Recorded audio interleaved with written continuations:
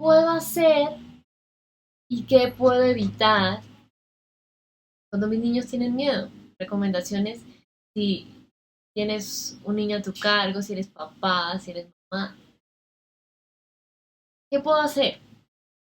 Bajarlo a su nivel, ¿sí? Ser su fuente de calma, de seguridad. Es muy importante usar un lenguaje de seguridad, diciéndole cosas como, estás seguro, mi función es protegerte. Otra cosa es importante hacer, permitirle que reconozca qué siente cuando tiene miedo. ¿Cómo puede sacarlo sanamente? Por ejemplo, contarle a mamá, ir a su lugar seguro, identificar de qué color lo siente, porque los niños a veces sienten la emoción de un color específico. ¿Qué siente en su cuerpo cuando tiene miedo? ¿Sí? Ser su espejo para que vea su expresión tanto de su cara como de su cuerpo, cuando se siente así con ese miedo a tus niños, ¿sí? Dibujar lo que le produce el miedo, eso es súper poderoso. A veces vemos que el niño está dibujando una situación que le genera miedo y, ay no, pero ¿por qué dibuja eso? Dibuja cosas bonitas, no esos monstruos tan feos. Es importante permitirle esos espacios, ¿sí? Que lo recree a través del juego, ¿sí? ¿Qué otra cosa podemos hacer? Educación emocional, ¿sí? Cuando haya esos miedos infantiles. Ser su ejemplo de expresión emocional, ¿sí? Enseñarle que no hay emociones buenas, no hay emociones malas, no. Todo parte de cómo percibimos las cosas que vivimos diariamente, ¿sí? Es súper importante tener eso presente porque es como estas gafas mías. ¿Con qué gafas vemos las situaciones fáciles y las situaciones difíciles que nos ocurren? Por eso es que todas las personas no le tenemos miedo a las mismas cosas. Yo le tengo miedo a los tiburones, hay personas que le tienen miedo a las agujas, hay personas que le tienen miedo a las mariposas, en fin, no acabaríamos nunca. ¿Qué no hacer? ¿Sí? Cuando, digamos, tus niños sienten miedo o te manifiestan miedo o en algún espacio tuvieron una respuesta de miedo, ¿sí? No es el momento de juzgar, el momento de criticar. Esos son obstáculos que yo te he dicho muchas veces que solo nos alejan y nos desconectan de su infancia, ¿sí? ¿Qué otra cosa no hacer? No impidamos que exprese sus miedos, ¿sí? Porque, ay Gina, yo quiero que esté siempre mi hijo feliz. Lamento decirte que eso no va a suceder, porque a veces estará feliz, otras veces puede que esté triste, otras veces puede que esté enojado por cosas que a veces se dan o no se dan como desea.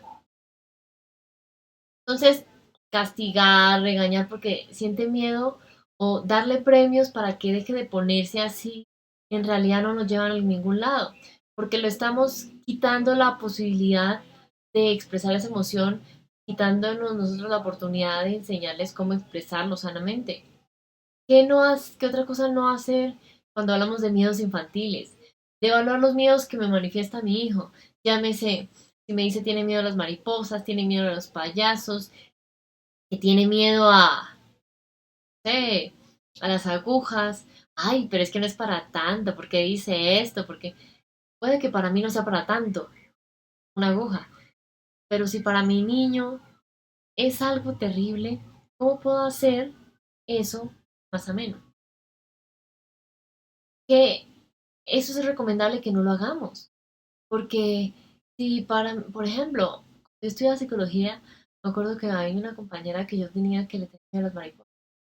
Para mí las mariposas no son peligro, no implican ningún peligro. Pero ok, quién sabe qué pasó en la vida de ella para que le tenga miedo a las mariposas. Es tener esa empatía, de reconocer, ok, mi hijo no tiene un miedo, ¿no? Pero no por eso es que mi hijo tengo que volver una persona fuerte, no. Al contrario, importante tener eso presente. Entonces, yo cuando evalúo los miedos que manifiestan mis niños, primero va a dejar de decirme cuando algo le genere, antes que tengas eso presente. Y segundo, pues a la hora de la verdad, ese vínculo se va a afectar. Si mi hijo, no, esa confianza que me tiene hacia mí, ¿no? Para mí puede que no sea la gran cosa una mariposa. Si para mi niño le da terror, es importante revisar por qué es eso. ¿Listo?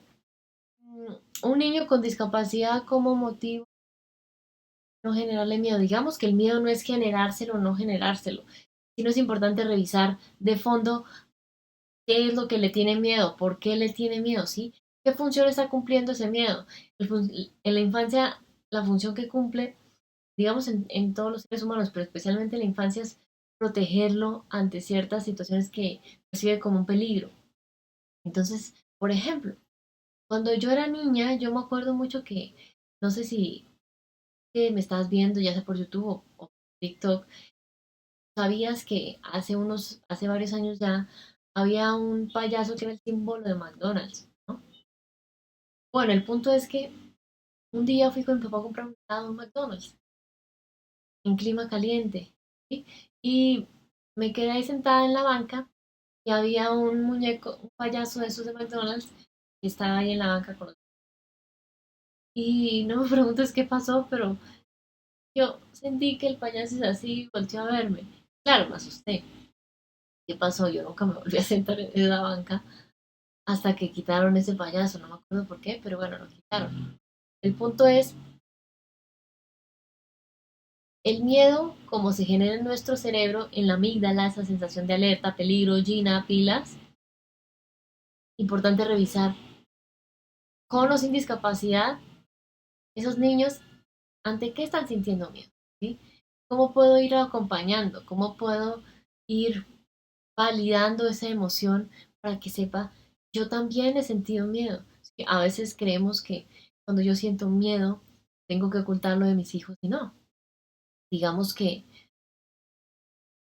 es importante tener eso presente, ¿no? Entonces, digamos que es súper importante.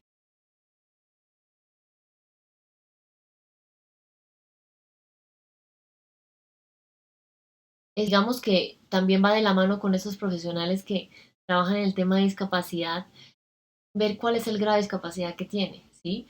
Y de acuerdo a eso, serán las estrategias que sería bueno implementar para que fue un lenguaje muy visual, muy sencillo, para que sepa cómo gestionar esa respuesta de miedo, ¿no? Súper importante tener eso presente.